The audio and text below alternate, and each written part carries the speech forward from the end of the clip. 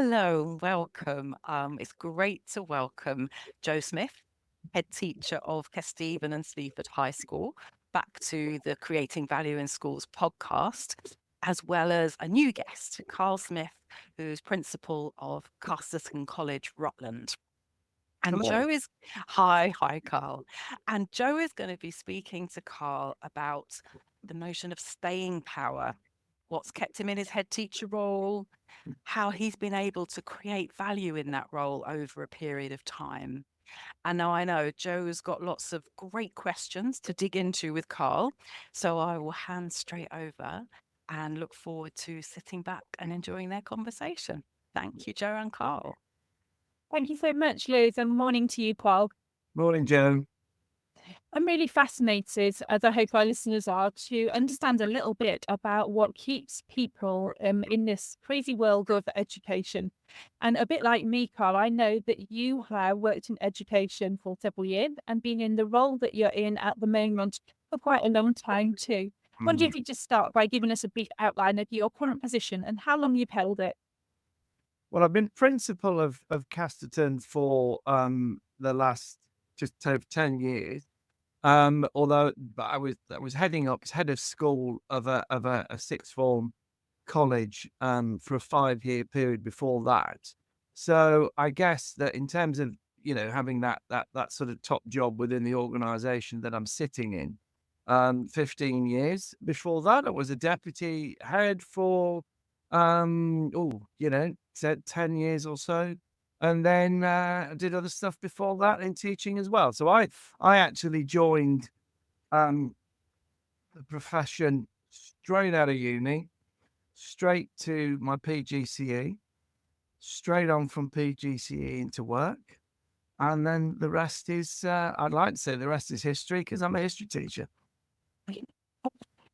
So something must have kind of kept you in this educational world. And it seems to me very much that you have what Liz and I were talking about is kind of this notion of staying power. For the benefit of listeners, what do you think that term means? Staying power, having staying power in the job. Well, I think it means staying around in a purely factual sense. You're there. I think that I would hesitate to talk about staying power in terms of it being a positive characteristic. I would say it's a byproduct, a happy byproduct.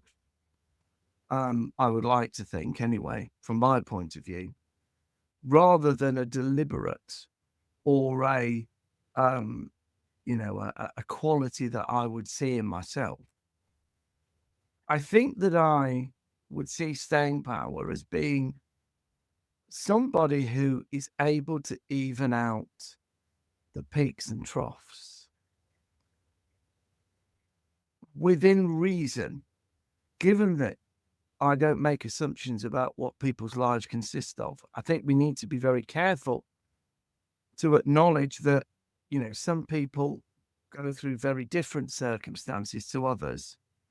And it would be wrong to start a conversation about staying power in terms of saying, well, some people that have dropped out of the profession are wrong or have done something wrong, because I don't think A, that helps, and B, that really reflects what's going on. For me, I think probably you have to feel at some level or another that what you're doing well. You do have to believe in yourself, and not in an arrogant way, but believe that you can do what you're doing and you're making a difference in a way that means you feel that you're achieving something. I think you have to feel that. So some people won't feel that. They won't feel it's the environment that they want to thrive in. But I think that beyond that, it is largely a question of who you think you are and what you believe gets you up in the morning. And for me, I've just enjoyed working in schools. I wouldn't say it was an original grand intention to have some sort of noble passion for changing the lives of young people. I'm a secondary teacher by trade, and I came in originally just because I wasn't sure of there were a number of careers I was looking at. And when I, on training, was trying out teaching, I actually found that it was something I really enjoyed. And because I enjoyed it, I wanted to do more of it. And I had some job offers from other things. And I look back and I think I could well have earned more money doing that. But would I have enjoyed it so much? Probably not. And I think a lot of people in teaching that stick around are people that ultimately, well, not all of them, but quite a few of them ultimately enjoy it. And it's people have got to enjoy this job because there's so much in it. It is such a consuming experience that if you don't enjoy it, it's going to become a burden quite quickly. And this is no job to be just putting up with. You will really struggle if you're just putting up with it for a long period of time. That's a really, really fascinating answer, because I think, like you, the common concept or interview was to kind of maybe express that this job was a vocation, something that was kind of calling you. Did you feel that sense at the beginning that this was a vocation that you were joining? Good grief, no. Yeah. I mean, I think I have always felt that education is important. I've always felt that it's something that matters to people, and it's a good in itself. So I suppose on a general level, I believed in education, and I've been brought up to think that education mattered. And I think that I always enjoyed learning myself. So I guess you tend to think that the process is positive if you've had a positive experience yourself. So I enjoy the process of learning. I enjoy finding out more about things. I guess sometimes that's called curious nowadays, but in a particular way. But did I start with a fully formed sense of calling and vocation? No, not at all. And you develop a greater sense of the power of education more widely when you've been in the job for a while. So you develop more of that. And before I got involved in teaching, I was, my first degree was in history and politics, and I was quite sort of politically minded, shall we say, but not in a personal ambition as such, but more I was very interested in politics and in the way that we shape our society and the principles that drive that. So I suppose that came into it, that part of my thinking came into it as time went by. And I do have quite a clear set of principles now. There are some things I am very definitely passionate about in my job, and I think that certainly later in your career is important. It is to me anyway. It is important to me. So no, it's something that more crept up on me and evolved over time than something that I started with. So if I was to kind of summarize the things that you say have maybe kept you in your role, and I hope I'm not misquoting you in any way, you talk about a sense of doing the job well, the need to enjoy what you're doing, a kind of constant curiosity, some of your kind of political with a small p views kind of maintained in the role where you've developed a clear set of principles. Given that there's a lot of talk about a retention crisis as well as a recruitment crisis in schools, do you think it's those things that the DFE, the government, the teacher training institutions should be teaching others or kind of inculcating in other people? Is that going to help, do you think? I think that what's happened, I won't just talk about specific administrations, but I think that what's happened over the course of my career has, for many people, taken the joy out of the job. And when you take the joy out of this job, then it's just really hard. And in the end, people won't stick it out. Now, I think probably, when I started, when I started in teaching, Ofsted was just being introduced, the national curriculum was just being introduced, league tables were just being introduced. And at that time, there was obviously a new wave of thinking that was going through the public sector, not only in education, but elsewhere. And that was borrowing ideas and concepts from the commercial world and applying them to services like education and trying to make a market work that then would incentivize people to, perform well a lot of the time. And because I've been to an extent lucky, and I don't downplay luck, I think luck's a very important part of it. But I've been lucky in that I got a very early break in my career. I was fortunate enough to I was covering a maternity leave for my first year in teaching, and then moved schools, and then immediately got a head of department. So I immediately had some kind of agency, as it were. And then things happened to go in the right way. I was in a school where things were going well, and really enjoyed that for the 10, 12 years of my career. So that set me up then for later on, all the things. So I've had a degree of control, maybe, and a fortunate set of circumstances that not everybody's had. And that's helped to balance out what I can see as being the increasing commercialization, marketization of the experience of being a teacher, which for many people has taken away their agency, taken away their sense of joy. And that is a misunderstanding, I think, on the part of people making decisions about what education, how it should be organized, when those people themselves have very little experience of education. And they have taken their experience or the experience of people they know and put it into alien territory. And I think we're now seeing the results of that. So for me, simplistic solutions to the retention crisis, and I agree with you, Joe, I think that the emphasis should be on the retention crisis. Recruitment will ebb and flow according to all sorts of things, including pay, but retention's the key. If you're going to, education is a job that you should be in for a long time. It's not one of those things you flit in, do a little bit of, and then flit out again. It's not like part of your career portfolio, as it is in many business careers. This is a job that you get better at the longer you're in, to a large degree, most people anyway.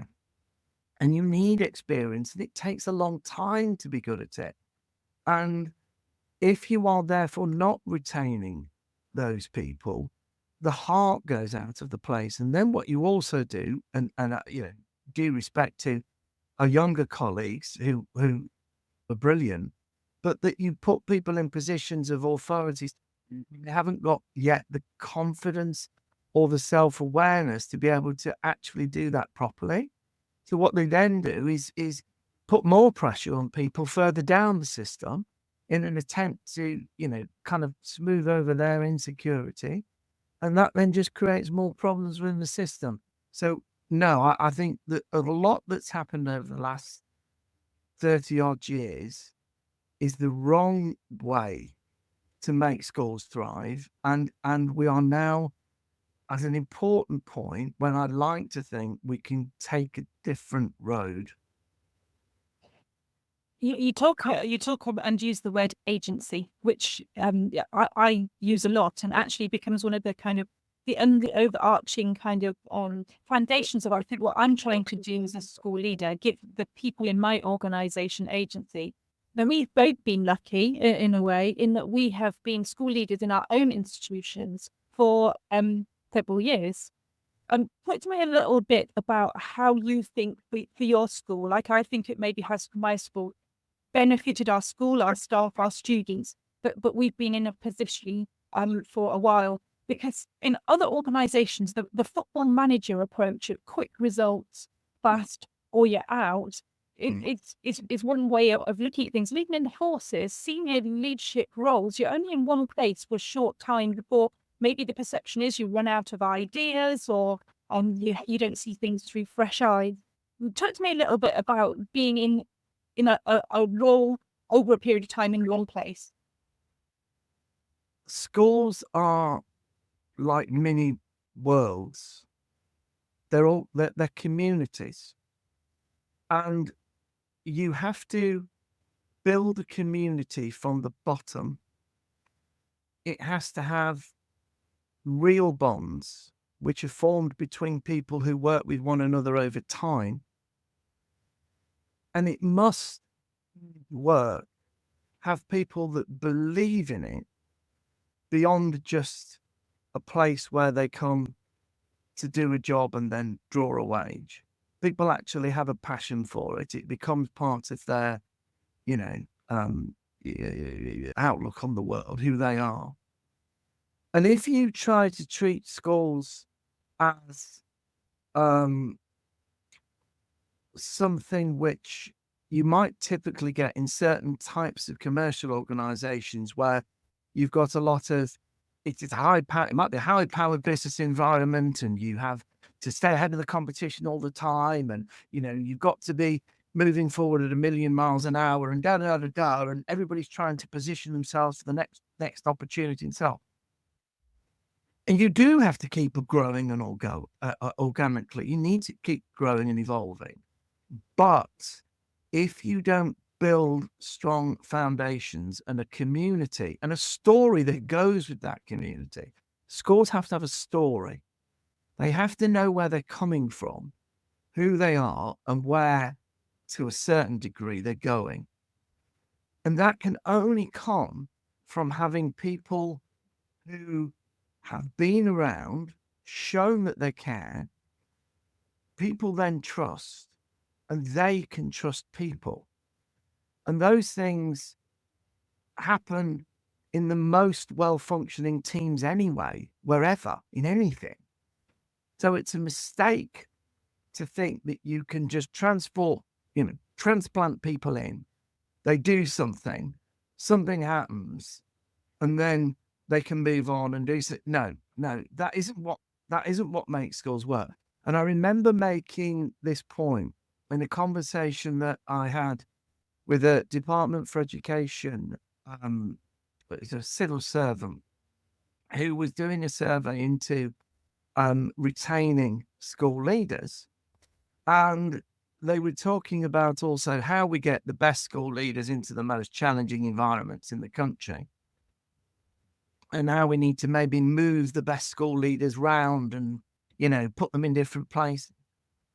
And I don't think he liked the answer, because I said, no, domain-specific knowledge and experience, and by domain-specific, I don't just mean knowledge of education, I mean knowledge of your school, of your community, and the people that work in it, is everything. It's everything. And if you put me just into another institution and said, do what you do now, I couldn't do it, because I am completely dependent on the community and the domain-specific knowledge that I have to do what I do now.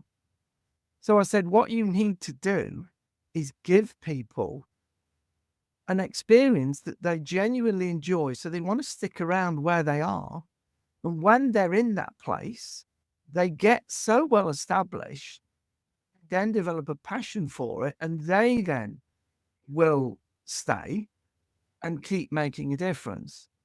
And that's what you've got to do, instead of making people move around and offering a bonus here or a bonus there. That's not the answer. Not sure that quite worked with what the civil service was thinking, but it's what I thought. And that's really interesting, because listeners tuning in to maybe to listen to a podcast about staying power or resilience might have anticipated that you and I would be talking about very personal kind of characteristics or traits in oneself, about having perseverance or resilience, all of those themes that we kind of talk to our young people about in assemblies. Do you think then, based on what you've said, that actually a school leader or even, middle leaders running a department, you can't really coach staying power in a team. You can't do that for an individual. It's not something, staying power in a resilience, perseverance sense isn't something that you can teach people. No, it isn't something you can teach people because it isn't a body of knowledge. You can teach people bodies of knowledge. You can teach them skills, and it's not that either. It's not a skill. What it is something that comes from your experience in a certain situation. Going back to my earlier point, Joe, I suppose what's given me so-called staying power is that I enjoyed it and that I felt I was doing it pretty well. Not all the time, and not better than anybody else, but pretty well. That gives me a sense that, okay, this is okay. And we all will stick at things if we like doing them and we feel we're doing them pretty well. And that's it. So what we've got to do is create the conditions for anybody that, well, not everybody, because some people can't and won't, and it's not right for them. And we've got to be honest about that.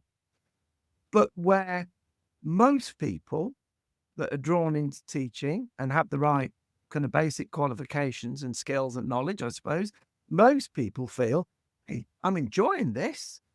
And yeah, I'm doing pretty well at this. And then if you create those conditions, people will stay, and they will stay because this job is a joy. For me, for a lot of the time, there have been times it's not been, but a lot of the time, it's been an absolute joy, a privilege. And very often I find people don't really genuinely say that. And I think that's a blooming shame. So during the downs, because both of our careers have been ups and downs, anybody's career is likely to be. What do you do? Do you kind of give yourself self-talk when it's a downtime and you know that things are going to get improved? How do you manage those tricky times? For our listeners that are sitting here listening, thinking, I don't think I'm going to manage to stay in this profession for long. There's too many external influences that are impacting on my joy level or my agency. What advice would you give them? Well, first of all, I do think that I really do remain optimistic that we are going into a different way of thinking in education of the public sector. Because we're going through that period, we're not necessarily aware of it. But I think we have reached a crossroads, whether it was with Ofsted or whether it was with, league tables and that whole world. There is now a different way of thinking. There's a general acceptance that those things were not quite right for education and they haven't produced the benefits that they were meant to produce. And I think it probably, in hindsight, will look to have peaked about sort of, 2015, 2016, somewhere around there. And then we're moving into gradually a different model. And I think that would be the way. My own daughter's in teaching now. She's been teaching for 3 years. And I say to her and her partner, who's also in teaching, and I say to them, you must realize that it hasn't always been like this and it won't always be like this. And I can see the winds of change moving in a positive direction. And that's so hard for people when they're in a certain situation and things are really tough. But on a general level, I think that's the first thing as far as hope is making a comeback in school, I think. But on another level, when times are tough, I don't know about you, Joe, it depends on what it is. But you rely a lot on knowing that the people around you are genuinely with you. And if you feel like, and it's hard as a head teacher, that can be not easy because there are times when you are kind of on your own on things. But if you feel like the people that you've got or enough people you've got around you are genuinely wanting to support you and genuinely want the best, then that helps you get through almost everything. It's people and connections that keep us, you know, get us through the worst times. I mean, you like me would have been very much in the thick of leading a school during the height of the pandemic. And not only the height of the pandemic, but in the immediate aftermath. And it was insane. And it was in many ways overwhelming for people. And yet somehow, maybe because of the stage we were in our career, maybe because of other things, who knows? But somehow we both got through that period. And I think we are, you can see the legacy, but we are moving gradually away now. And I think during those very, very dark times, you hung on to, well, one, you hung on to your sense of integrity. If you felt you were doing your best, if you felt you were doing, you know, you were true to your values and what you thought was right, then that, I think, certainly made me feel a little bit less, you know, overwhelmed, because I thought, well, what else can I do but this? What else can I do but my best in this situation? You have to be self-forgiving as well. You do have to be somebody that is prepared to say, hey, I can't get it right all the time. In fact, probably get it wrong a lot of the time, but I'm doing the best I can. You do have to have that sense in you, because if you're not, then it's going to be torturous at times. I think it's very true that one of the traits that I've seen in people that have stuck around is a sense of hope and optimism and enjoyment and positivity. And I hope people listening to this podcast know how important it is, work that they're doing to generate those kind of feelings in the teams and the people they lead. So thanks so much for being able to share with us so personally your story and your thoughts. I wonder if there's anything that you would recommend to the listeners of the podcast, any reading or other podcasts that you listen to that have helped you along the way, or that help you now and continue to maintain that optimism, that hope, that kind of sense of enjoyment in your work. Any recommendations? Well, what I would recommend is that people do read about education and read about their subject and read about the things that they're passionate about to do with their work, because this is a job where you do have to remain curious. You do have to feel interested in what's going on more widely. I'm very much a person that believes it's important that you continue to be both academic in your work and have a vocational focus. Because yes, we have things that we do, but we also have a huge body of research and evolving research and the conversation that goes around all of that. And I really do think I think it would be good, Joe, if we were able in this country to follow, in some sense or another, a model in our education system that's followed in a number of other countries, where people have either formal sabbaticals every so often, or contact with universities directly, contact with researchers, work that involves going out of their immediate environment and finding out, being part of. I mean, I actually suggested, this would be a curious one for you. I suggested in the Ofsted, the so-called Big Listen, I suggested in it was probably ignored, that one of the things that actually I think would be really good is that instead of looking at Ofsted in terms of recruiting people, if we're to have an Ofsted, which is a whole different question, if we're to have one, instead of looking to recruit people, that it becomes something like jury service. Every school leader has to do it, okay? And what you do is you get called. So there'd be one or two that would do it all the time, but then the rest of us, this folks, would get called to do our duty, our jury service. And we'd obviously get a bit of training for that, and then we'd be part of that experience. Because I think that would at least give everybody a sense in leadership, at least in the school, in education, that they were part of thinking rather than just receiving everything that's going on. So my recommendation is just read, just listen, just kind of be interested in stuff, because there's a lot of stuff to be interested in. And to stay engaged with. Carl, thank you so much. Liz, is there anything that you'd love to add? Wow, I just want to say how much I've enjoyed listening to you, and I think it's interesting that actually that word enjoy has woven into the conversation, and I'm really now thinking about how we can create more joy in schools and the importance of hope and joy. Yeah. And I love that idea simply that, when we enjoy something and we feel like we're good at it, we stick with it.